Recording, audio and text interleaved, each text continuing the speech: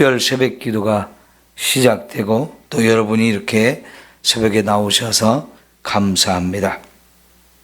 오늘 말씀은 예수님이 자신의 죽음과 부활에 관한 것을 미리 말씀해 주신 겁니다. 이 사건은 예수님께서 어제 우리가 오전에 본 말씀대로 내가 누구냐 하는 것을 제자들이 이제 정확하게 알게 된 후에 드디어 제자들에게 자신이 예루살렘에 올라가서 죽을 것과 또 3일 만에 다시 살아날 것을 말씀한 건데요. 이제부터 예수님의 사역이 십자가에 죽기 위해서 예루살렘으로 가는 그 길이 되어지는 것을 우리가 이제 볼 수 있는 거죠. 지금까지 예수님이 사역한 것과는 좀 목표와 방향이 완전히 달라졌다는 것을 볼 수가 있는 겁니다. 여러분, 예수님은 왜 죽으셔야 하고 다시 살아나셔야 하는 겁니까? 이것을 베드로가 주는 그리스도시요 살아계신 하나님의 아들입니다 라고 말했지만 그 그리스도이신 예수님께서 왜 죽어야 되는지, 왜 죽었다가 다시 살아나야 되는지는 전혀 이해하지도 못하고 깨닫지 못했다는 것을 우리에게 확인시켜 줍니다. 그래서 예수님의 죽음과 부활에 대한 예고를 들은 베드로가 22절에 보니까 거기 이렇게 말하고 있죠. 베드로가 예수를 붙들고 항변했다. 근데 여기 헬라어로 이 본문을 잘 살펴보니까요, 개인적으로 예수님을 붙들고 팔을 붙들고 그리고 한쪽 옆으로 제자들을 피해서 한쪽 옆으로 가서 간곡하게 말렸다는 뜻입니다. 베드로가 생각할 때는 예수님의 죽음과 부활이 전혀 이해할 수 없는 일이었던 거예요. 왜냐하면 베드로뿐만 아니라 그 당시 모든 유대인들이 메시아 그리스도는 이 로마의 나라를 잃어버린 이들에게 나라를 되찾아주는 것, 그게 메시아가 하는 일, 우리를 구원하는 일이라고 생각했기 때문입니다. 이 생각은요, 예수님이 죽었다가 다시 살아나시고 40일을 이 땅에 계시다가 마지막으로 하늘로 올라가시기 전까지도 깨닫지 못했어요. 그러니까 사도행전 1장에 예수님의 제자들이 예수님에게 또 질문한 게 뭐였습니까? 이때가 바로 주님이 우리를 구원하실 때입니까? 라고는 질문을 또 하잖아요. 그런데 그게 아니었던 거지. 여러분, 예수님의 죽음과 부활은 진짜 저와 여러분을 죄와 죽음에서 구원해내기 위한 것이었습니다.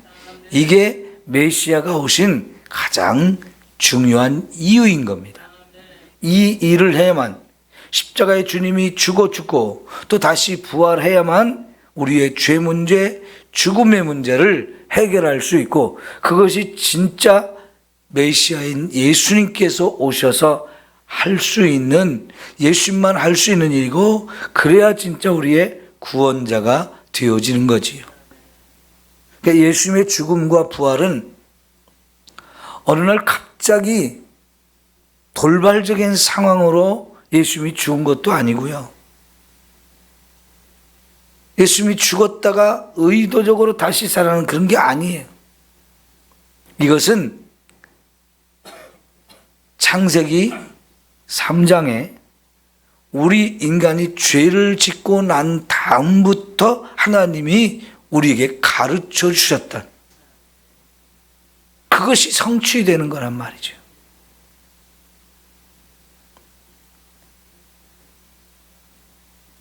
창세기 3장 15절에 예수님이 이 땅에 오셔서 우리를 구원할 것을 말씀한 내용이 나오죠. 여자의 후손을 말씀해 주셨어요. 성경에서 여자의 후손이라고 표현된 단어가 거기서 딱 한 번 나오잖아요. 창세기에서부터 끊임없이 성경은 모든 인간을 남자의 후손으로 기록합니다. 특별히 성경에 족보들이 많이 나오잖아요. 그 족보는 다 어김없이 모든 사람을 남자의 후손으로 기록하고 있습니다.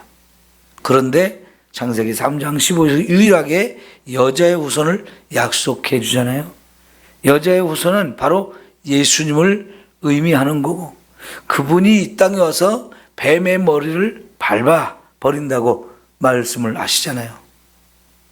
근데 그 말씀을 해 주셨을 때가 언제입니까? 인간이 죄를 짓고 죽어야 하는 상황 속에 있을 때 바로 그 말씀을 하신 거지요. 그러니까 메시아가 와서 하시는 일은 모든 인간을 죽게 만든 죄, 그리고 죄로 인해서 왔던 죽음, 이 두 가지가 우리 인간이 가진 가장 큰 문제인데, 이거를 해결해서 죄도 용서받고 죽음의 문제를 해결받아서 천국에서 영원히 살 수 있는 구원의 은혜를 우리에게 베풀어 주시려고 예수님이 이 땅에 오셨던 거죠. 예수님 그러니까 이 땅에 오실 때 처음부터 죽기 위해서 오셨고, 죽음을 해결하기 위해서, 부활하시기 위해서 이 두 가지 큰 목적을 가지고 오셨던 거죠. 그러나 제자들을 비롯해서 이 땅의 사람들 누구도 죽음을 이해하지 못했어요. 죽음은 패배로 생각한 거죠. 죽으면 끝나는 거라고 생각하죠. 그럼 메시아가 그렇게 죽으면 아무것도 이룰 수 없는 것이 되는 거죠. 그런데 하나님의 처음부터 계획은 전혀 그것이 아니었죠. 그래서 이제 예수님이 이 죽음과 부활에 대해서 3번이나 예언을 해주셨어요. 이제 우리가 17장에 한번 가봅니다. 17장 22절 23절입니다. 시작. 갈릴리에 모일 때 예수께서 제자들에게 이르시되 인자가 장차 사람들의 손에 넘겨져 죽임을 당하고 제3일에 살아나야 하리라 하시니 제자들이 매우 근심하더라. 이 두 번째 죽음과 부활에 대해서 예고한 건데, 이때도 제자들이 근심을 했다는 겁니다. 왜요? 전혀 이 죽음에 대해서, 예수님의 죽음과 부활에 대해서 이해를 못했기 때문에 그래요. 그러니까 여러분, 가장 중요한 것이지만 결국은 아직도 깨닫지 못한 거예요. 이게 복음의 핵심인데 왜 죽고 왜 다시 살아나야 되는지 전혀 이해하지 못하고 깨닫지 못해요. 우리도 마찬가지예요. 중요한 말씀인데도 불구하고 그거를 깨닫지 못하는 때가 많습니다. 그러나 때가 되어야 그 말씀을 깨닫는 경우가 상당히 많아요. 이제 20장 17절로 가보겠습니다.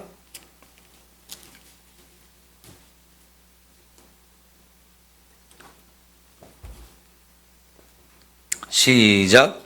예수께서 예루살렘으로 올라가려고 하실 때에 12 제자를 따로 데리시고 길에서 이르시되 보라, 우리가 예루살렘으로 올라가노니 인자가 대제사장들과 서기관들에게 넘겨짐에 그들이 주기로 결의하고 이방인에게 넘겨주어 그를 조롱하여 채찍질하며 십자가에 못 박게 할 것이나 제3일에 살아나리라. 세 번째 또다시 말씀하고 있는 겁니다. 여기 세 번째는 예루살렘으로 올라가려고 하면서 제자들을 따로 길에서 데리고 말씀을 하셨고요. 두 번째 예고했던 것은 갈릴리에 오셔서 말씀을 하셨어요. 이들의 출발지는 최북단인 가이사랴 빌립보, 거기서 이제 첫 번째 말씀을 하셨고요. 거기서 쭉 요단강을 따라 내려와 가지고 갈릴리에서 말씀을 하시고, 또 세 번째는 예루살렘으로 이제 가자고 하시면서 가던 길에 이 말씀을 하셨어요. 왜 이렇게 똑같은 얘기를 반복해서 하실까요? 그만큼 중요하고 제자들이 반드시 알아야 하는 일이기 때문에 그런 얘기죠. 그러나 이걸 깨닫는 데는 아직도 시간이 많이 필요했어요. 이 중요한 사항을 깨닫지 못합니다. 근데 예수님은 언제, 어디서, 누구에게, 어떻게 자신이 죽음을 당할지를 정확하게 미리 다 얘기해 주십니다. 앞으로 되어질 일이기 때문에 한 치 앞도 내다보지 못하는 우리로서는 이해하기 어렵죠. 그러나 예수님이 하나님의 아들이시고, 그리고 이 모든 것이 다 계획된 하나님의 뜻이기 때문에 예수님은 정확하게 이 모든 걸 다 알고 계세요. 그리고 이것이 진짜 그리스도로서, 메시아로서 우리에게 오셔서 우리를 구원하는데 가장 중요한 일이라는 것을 우리가 이걸 통해서 알게 되는 겁니다. 여러분, 그러나 베드로는 예수님을 가로막았거든요. 가서는 안 된다고. 죽으러 가는 거 있어서는 안 된다고. 가지 말라고. 그런 일이 일어나지 않도록 우리가 적극적으로 예수님을 보호하고 지키겠습니다. 이런 마음까지 담아서 예수님을 가지 못하도록 막으려고 했던 거예요. 그런 베드로는 정말 왜 그렇게 말립니까? 예수님을 사랑하니까요. 예수님을 사랑하니까 죽도록 내버려 둘 수 없다는 거죠. 그런 일이 일어나도록 그냥 우리가 방치하고 구경만 할 수는 없다는 거지요. 근데 이것이 생각해 보면 지극히 당연한 일 같잖아요.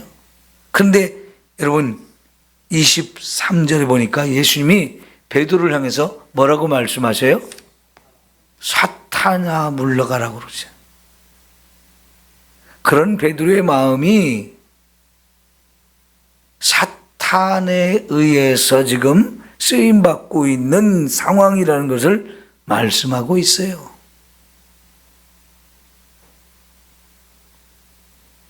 우리가 이거를 참 분별하기가 어렵죠.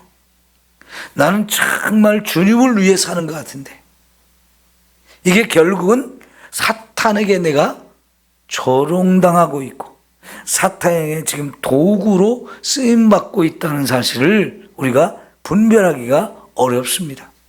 예수님께서 말씀하시기를 왜 하나님의 일을 생각하지 아니하고 도리어 사람의 일을 생각하느냐라고 말씀하십니다. 이거는 사람의 일이라는 거예요. 지금 베드로가 생각하는 것, 베드로가 하려고 하는 것은 다 사람의 일이라는 거예요. 그러나 예수님이 지금 예루살렘까지 죽기 위해서 가는 것은 하나님의 일인 거죠. 우리가 하나님의 말씀을 제대로 깨닫지 못하면 언제든지 우리가 사탄의 도구로 쓰임받는 겁니다. 그러니까 우리가 생각하고 우리가 말하고 행동하는 것이 정말 하나님의 일일까 사람의 일일까를 잘 분별해야 하는 거지요. 이런 분별력을 가지려면 말씀을 제대로 깨달아야 되는 겁니다. 그러니까 베드로는 아직도 깨닫지 못하고 있기 때문에 정말 앞장서서 예수님을 가로막으려고 하는 거지요. 우리가 주님의 일을 이렇게 방해하는 자가 되어지고 주님이 하셔야 되는 일을 못하도록 회방하는 사람이 되어줄 수도 있는 거거든요. 정말 조심스러운 얘기죠.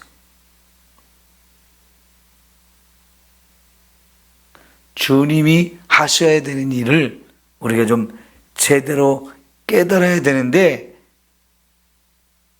사실 어제 우리가 보았던 말씀처럼 베드로가 주는 그리스도시요 살아계신 하나님의 아들이십니다 라고 신앙 고백을 했을 때 예수님이 베드로에게 하신 말씀이 있어요. 이것을 깨닫게 한 것은 네가 너나 너의 부모나 그것을 잘나서 깨달은 게 아니라는 거예요. 그걸 어떻게 알았을까요? 하나님께서 가르쳐 주셨다는 겁니다. 여러분 17절을 한번 볼까요? 예수께서 대답하여 이르시되 바요나 시모나 내가 복이 있도다. 이를 내게 알게 한 이는 누구라고요? 혈육이 아니고 하늘에 계신 내 아버지시니라. 베드로가요 3년 동안 따라다니면서 자기가 내린 결론인 것 같지만 사실은 사람이 가르쳐준, 어떤 사람들이 가르쳐준 것도 아니고 부모가 가르쳐준 것도 형제가 가르쳐준 것도 아니고 하나님이 이 베드로가 신앙 고백한 그 내용을 가르쳐 주셨기 때문에 이걸 알았다는 거지요. 그런데 지금 예수님이 말씀하신 죽음과 부활에 대해서는 아직도 깨닫지를 못하고 있는 거예요. 그러니까 이 깨달음은 하나님이 저와 여러분에게 깨닫게 해 주실 때 가능합니다. 그래서 여러분 우리가 말씀을 읽을 때나 또 설교를 들을 때나 언제든지 하나님 앞에 우리가 가져야 되는 마음 그리고 기도를 먼저 해야 되는 게 뭡니까? 하나님 깨닫게 해주세요. 깨닫게 해주세요.